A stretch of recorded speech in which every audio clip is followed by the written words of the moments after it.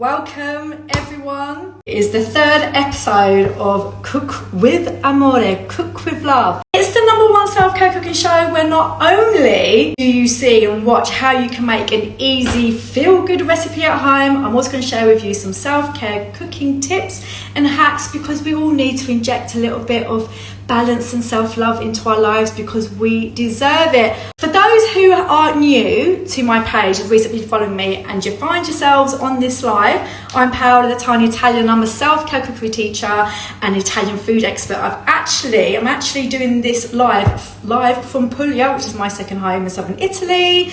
It's where a lot of my inspiration comes from for my business. And what I do is I basically help transform and create positive cooking mindsets so that you can embrace cooking and feel good food as a delicious form of self-care rather than that dreaded chore. I've been cooking Italian food for a very long time. I think the recipes are excellent, but what I've also found, my own personal story, is that cooking, especially Italian food, got me through a time when I was overworked, burnt out, stressed. And when I decided to lean on cooking for some self-care, it changed my life. And so I thought this live cooking shows is a really good way to connect with you guys, talk to you guys, see how you guys are feeling about cooking, what's going on with you, with your balance, with your self-care, show you how to create a gorgeous, easy, feel-good, healthy meal, because we all deserve that. When we take care of ourselves, when we do self-care, it helps to re-energize us, and we need to be energized to do all the wonderful things that we do in our life every day. So today we are making a panzanella. Let me know, have you ever made a panzanella before? Have you had it? Have you made it? Do you love it? Are you not sure what I'm talking about? What is a panzanella? Panzanella pomodoro is a very traditional Italian classic recipe. It's actually from Tuscany, but it's essentially what it is. Let's not overcomplicate it. It's a tomato bread salad. It's very easy, and I'm going to show you the very basics of it, how you can make it at home, but you can have this with anything. So the first thing you need to do is you need to put your oven on. So I've got my oven on already at 200 degrees. And you look at these gorgeous tomatoes. They didn't cost me an arm and a leg. Got these out here in Puglia. Aren't they just stunning? I love this colour. I need to get a dress in this colour. Absolutely love it. Right, so the first thing you do with panzanella is you've got to make the croutons, right? So traditionally, this recipe was Italians back in the day, especially cucina povera, so poor man's cooking, no food waste. But that cucina povera has created some of the best Italian recipes in the world. And this is one of them. So they used to use leftover stale bread. We don't have leftover stale bread. I'm going to be using some just normal bread that I've got here. But what I'd like to do is make my own croutons. I'll show you a really quick and easy way to make your croutons at home. So, get a bit of bread. Now, you can, actually, you know what? You can do both. You can, what I tend to do, any of my clients or anyone's cooked to me before, I'm very much like using my hands. I like using my senses when I cook. And so I'm going to tear my bread into croutons. Because I'm all about imperfection with cooking. I don't believe that food has to look like a certain way or look stunning. I'm all about flavour. I'm all about, because at the end of the day, I know a lot of people say we eat with our eyes. Yeah, you do. But the moment you put that first mouthful in your mouth, you couldn't really care less what it looks like on the plate. Do you know what I mean? So I just tear with my hands, very rustic. Or if you wanted to, you can get your knife, cut them up to beautiful cubes, whatever you fancy. I'm just using normal bread. You can use sourdough, you can use ciabatta. You can use whatever your heart contents. I'm not going to be here and be purist. Honestly, just making things yourself is all part of the self-care cooking process. It brings a level of confidence and empowerment with you, which then spurs you on to do more things. So hopefully I can encourage you to make some more croutons. So here we go.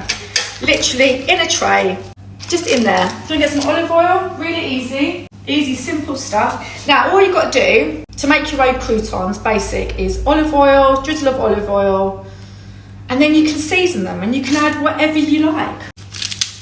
And also, I was actually thinking about this when I was coming over here. I'm going to put some oregano, some proper pugliese oregano. So in here, I've got olive oil, I've got salt and pepper, got oregano. I'm making these croutons my own, my babies. I'm going to make it because it's all about pleasing yourself, making you happy, eating things that make you feel good. Do you know what I mean? These are going to go in the oven for 10 minutes, literally 10 minutes. the onion is the next thing we do. So this has, my recipe has red onion, and what we want to do is we just want to slice it really thinly, really thinly. I'll show you what I do, but very straightforward. There's a lot of acidity though in onions, so there's going to be a little tip that I'm going to give you in a moment so that you can do this. So like I was saying before, when you do things that you've never done before and then you enjoy the benefit, that's a really good way to transform your cooking mindset. I do it with all my clients, all the members that cook with me. Nearly every session we do, I try and give at least one good tip or hack that they can go away and apply to their own meals, because it's not just about applying to a recipe, it's more about tips that apply to ingredients. So I'm just chucking it into a bowl. No one's a better cook than anyone, and I always say this, it's not about that, it's about the love you put in your food, because everyone's capable of making good food, and I always think Italian food, anyone's capable of making it, anyone. I'm not talking about fresh pasta or pizza, that's something completely different. If you want to eat good foods every day, you can do it at home. Anyone can. I believe everyone out of you out there, if you're thinking, oh, I'm not that good, that's where transforming your cooking mindset comes in. And that's what I do. That's what I'm here to help you do. As I say, we're going to leave this raw, we're not cooking it. So there's one thing you can do to bring the sweetness out of this. Right, so I'm just putting salt. What the salt does, it draws out that bitter liquid. So most vegetables have water in them. If you put salt in them, that just draws out the liquid. So that's what we want to do. We want to draw out that bitter liquid. So I'm going to leave that there to sit. Next thing we're going to do is we're going to deal with the tomatoes. Look at these babies. Gorgeous tomatoes. But there's something else I'm going to tell you about. Can you see? I always encourage people to buy tomatoes on the vine, and I know they're a little bit more expensive, but there's a reason why, because they taste a hell of a lot better. And I always think for a few pennies, if you can afford it, you deserve to treat yourself to some good ingredients, right? So I think I'm going to do, just me and Valentina, I think I'm going to do six of these. I'm going to chop them up. Nice big chunks. This is a salad, so you've got to think, you've got to imagine to yourself, what size tomato do I want to bite into? Right, that's basically how you need to think. Look at how big or small should I cut it? I always say to people, how big or small do you want to eat it? Like, how do you want to enjoy your salad? It's you, it's not about me, it's about you. So I'm going to cut these babies up, show you how big or small I'm doing these. Just so you can see, just nice little chunks. There's always a self-care element to my lives, because cooking is fine if you love it, but if you struggle, or if you love food but you've got a bit of a terrible cooking mindset, I'm here to remind you why it is important that you do cook yourself some feel good food. And so what I wanted to start off by saying is that self-care cooking doesn't start in the kitchen, but self-care cooking starts with your food shop. That's where it starts from. Obviously, there's self-care cooking is all about being healthy, taking care of yourself, finding a place for mindfulness, feeling energized, feeling focused. But the actual process of self-care, everyone just thinks it's about being in the kitchen and actually cooking. For me, my self-care process starts when I go food shopping. That is where my focus comes from, and that's where your cooking mindset comes in. It's not about just transforming your cooking mindset in terms of the kitchen, it's about how you approach those other elements. So there's buying your food, choosing what you're going to eat, cook what you're going to eat, and then there's the enjoyment of your food afterwards. Those are the four pillars to self-care cooking. Anyway, now I'm just going to show you my croutons. Can you see how they're nice and golden? And they're going to taste delicious. Even though I love a personal food shop, and anyone who follows me knows that I do a lot of content just being in supermarkets, I'm just a friggin' weirdo. But I think there's a place for both, online and in real life. I'm going to explain to you why. I'm just going to put my croutons to one side. Before I carry on with that chat, I'm going to do my dressing. So I just want to let you know, for the dressing, all you need is 3 tablespoons of olive oil, 1 tablespoon of vinegar, and then you're done. That's all you need. So going back, like I was saying, there is a place for in real life and there is a place for online. But before I say that, one thing I do want to say is, one of the things I've noticed, and I'm looking at my own story, is that your self-worth is very indicative of how you cook and how you eat. Now that may be slightly upsetting for some people, and I apologise if that is, because you might be like, well, I don't have time or whatever. And that's the thing I want to come down to. It's like, I noticed in my story, in my time, that I had this whole belief when I was stressed out, overworked, burnt out, that I didn't think I deserved to cook myself a nice meal. I didn't deserve to put something nourishing because I just didn't have time. And then what I've realised, like in reflection, that was kind of like how I felt my self-worth, which I think is, reflecting now, it's quite sad, but it happens to so many people. And I think some people don't realise that how important nourishing and cooking food is for us every day. Like, it's been around since, Jesus. Do you know what I mean? It's been around for all time. Like, cooking and food has been around forever, but it's evolved so much, and I sometimes think it's evolved too quickly. So, when you don't feel good about yourself, you might end up ordering a takeaway. I'm not saying you can't, maybe a bit too often, or you might not even cook. I used to do this, like pour myself a bowl of cereal or like a slice of toast for dinner, and I was like, oh, that'll do, that'll be fine. That's not a good reflection of like good self-worth. Good self, like when you value yourself and you understand how important nourishment is that you do go and make this, you make like it's like a moment, it's an experience. Like, do you know what? I'm going to cook myself something. And sometimes you have longer periods of time. You might do it over the weekend, go to farmer's market, pick up your stuff, come home, cook.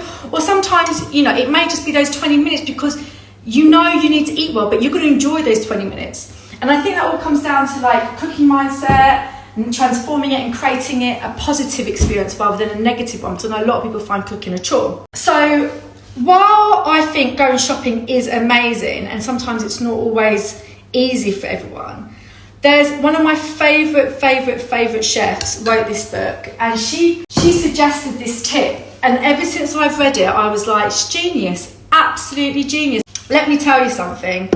So this chef that I really like, she said this tip. She's like, and I think I talked about this actually in my first live, was that I suggested that you should have store-cupboard ingredients. So store-cupboard ingredients can be things like, things that have a really long expiry date, right? If you have or know what you need in your store cupboard at all times, and the brands that you like, for example, what pasta brands you like, what type of rice you like, what olive oil you like, your favourite tinned fish, whatever it is that you have that you need in your store cupboard the whole time, flour, sugar, whatever it is, you usually just always buy the same brands week in, week out, right? We rarely kind of divert from that unless we hear about something or see something that we fancy, right? So if you know what your store cupboard needs are, those are the things that you can go and do an online shop for. Easy, you don't have to think about it twice. You can just get it delivered to your house. It may save you time. But what it also means that when you go shopping, and all that stuff is the really heavy stuff. I mean, we're talking about 200 grams, 300 grams, 500 grams at a time. They're heavy. And sometimes it can just feel like a lot to carry. It adds stress to the situation. So we can avoid that stress. Maybe put that on an online shop if you feel like you struggle with time, or if the whole idea of shopping stresses you out. Then the time that you do have to shop, you spend buying the fresh stuff. You connect with your ingredients, right? If you're lucky enough to have a local greengrocer or a butcher or a fishmonger, amazing. Go and talk to the people that work there. See what's in season. See what they suggest. Connect with your food. And if you don't, just go. Even going to the supermarket is great. I feel like now there's a lot of emphasis on seasonal. Obviously, the UK are growing a lot more stuff locally. You can see what is local because it will have UK on the packet. Have a look. Be intrigued, get involved. Like, your cooking mindset, like I said, it's not just in the kitchen. It starts with your ingredients. It starts with your food shop. And I think if you have that mindset of like, if you buy something, if you've gone and made the effort, say for example, you're going to fishmonger and you bought yourself a nice bit of sea bass, not only have you bought yourself really good quality ingredients, I swear, you are going to put more effort into that food. You're going to put more love in that food. And what's going to happen when you put more love and effort in the food? The results, the positive results you're going to get from it, it's going to make your day. Trust me. If you're someone who has a low negative cooking mindset, you can transform that by just taking yourself to your local shop. Be really enticed. look at something, go, oh, I really, really want to eat that, buy it and go home and cook it. You will cook it differently, instead of if you hadn't gone to the shops, you would just pick something up without even thinking about it. The way you cook that ingredient is going to be completely different. You will cook your food with love. And I think that's one tip I'm going to leave with you guys today, is that I feel like if you want to create a positive cooking mindset, don't worry necessarily about what's happening in the kitchen. Start off with the ingredients that you want to buy. If you find out of that whole process, so from shopping, picking what you're going to eat, cook, and enjoying your food afterwards, if you find the shopping the most stressful part, then why not consider that? Order your larder stuff, your store ingredients, the brands that you love. Order that online. You don't have to think about it. Just order it. And then you've got time to buy your fresh stuff. Like, I don't go with lists. I think someone mentioned it as well on here. I don't go with a list to the supermarket unless I'm cooking something specifically for work that I know. I go and get enticed with whatever's in front of me. I'll look at something and go, oh, especially, guys, I love a sausage. So if I see some nice sausages, I'm like, oh, I want a sausage. I really fancy eating a sausage tonight. And what I always go and think of first is, I always start to think about my favourite dishes, like, what are my favourite dishes? So what are my favourite sausage dishes? And for me, one of them is like, I have an artichoke sausage lasagna that I love. I like my sausage ragu. I even just like having sausage and borlotti beans, like simple things, but instantly it gives me an idea, and then I know what I need to buy. Or I have a think, oh, is my store cupboard got this? Okay, I just need to make sure I've got the fresh stuff. I feel like it's a much more enjoyable way and approach to cooking, but it doesn't just happen overnight. You have to make time for it. It's not something you can do every day, but I would suggest try it one time. Or if you know you've got your store cupboard is full, you don't need to fill it up, and all you need is some fresh ingredients, maybe go to the supermarket with that different mindset. Have a look around, see what you fancy. It's all about what you want to eat, not what you think you should be eating, what you want to eat, and that's when you get the most enjoyment. So that is basically today's tip. I hope you enjoyed it. I'm going to finish off this panzanella now. So these onions here have been pickling in the salt. I'm going to finish off in those. I'm going to put the tomatoes in now. Add it in, boom, boom, boom. This is very, very easy. I'm going to get this done before the half an hour is done. This is what the whole point. I want to just show you how quick and easy. To be honest, you can make this dish in 10 minutes, but I've been yakking away for ages. Right, I'm just tasting my dressing. Needs a bit more acidity, needs a bit more vinegar. The olive oil out here is amazing. It's very, very rich. I'm going to put a bit more vinegar. I hope I explained myself. I get very passionate about these things, and I get quite tongue-tied after a while. I'm going to finish this off with some basil. Look at this basil. If you could smell this basil, bought this. It literally, I don't know, I wish I could just get basil in a perfume bottle. I would wear it. Would that be weird if I wore... Would it be weird if I wore basil perfume? I think it would make me really happy. I'm just slicing it up. Yes, great tip, very useful. White wine vinegar. Do you know what? I'm actually using cider vinegar. I usually use red wine vinegar, but I don't have it. But that's the thing, that's the beauty of Italian cooking. Just change it up. I don't get fixated on recipes. I just go with what I want. I know red wine's a bit acidic. I know it's, and I thought white wine might be a bit too sharp, so I've gone for the apple cider. Shall be delicious. De basil. Yes, Emma. Wouldn't it be fantastic? So I'm just putting some fresh basil in. And then do you know what I'm going to do, guys? I'm just going to add in the croutons. That is it. Honestly, it's so simple. So simple, these croutons. And I always say this, and I always get a bit of a laugh, but when you make this salad, you add your croutons about 5 minutes before you're going to enjoy them. Why? Right, I'm going to add them in. I don't know why I'm holding them. Not too soggy. Yes, Debbie. No one likes a soggy crouton. Who likes a soggy crouton? Ugh, yuck. I like a crouton because it gives that nice little crunch. I hope anyone here who's never made croutons before gets inspired to make their own, because it's just such a great feeling. I will never, honestly, from the moment I learned to make my own croutons, I've never bought a shop bought crouton again in your life. I hope you enjoyed today's live. It will be going up my page if you haven't joined straight away. And in terms of the chat that we've been having about, obviously, in real life shopping versus online shopping, like I was saying, if you've got your store cupboard sorted in full, and you know you've got all the essentials. All you need to worry about is getting the fresh ingredients. So if anyone hasn't downloaded already, I do have a freebie at the moment. It's the 12 essential Italian self-care ingredients to cook feel-good food. It's the ultimate Italian self-care shopping guide. It's in the link in my bio. It's got only 12 essential ingredients. You may already have them already, but check it out, see what those ingredients are. Maybe top up on a few things to help you whip up those easy, feel-good, healthy meals after work. Link in my bio. But I hope you guys enjoyed today. I've enjoyed it like always. I'll be back in 2 weeks. I'll be in a different kitchen again. All the way from Puglia. What? No capers? This is just the basic one, Deb. You can add olives, capers, whatever you want, but this is the traditional one. The traditional one is just tomatoes, onions, croutons, basil. I'm going to have some seared tuna tonight with this. I'm going to add some capers and olives in a minute. But it's been wonderful having you guys. Absolutely loved it. Hope I've encouraged you to make a panzanella. I hope I've encouraged you to cook croutons, but more importantly, consider self-care and the importance, and reduce that stress when it comes to cooking and food shopping, because lovelies, you deserve it. You deserve to find peace and balance and self-love in your life. On that note, I'm going, my beauties. Ciao, ciao, ciao. Buonasera, buonanotte. I'm leaving you now, and I shall see you very, very soon.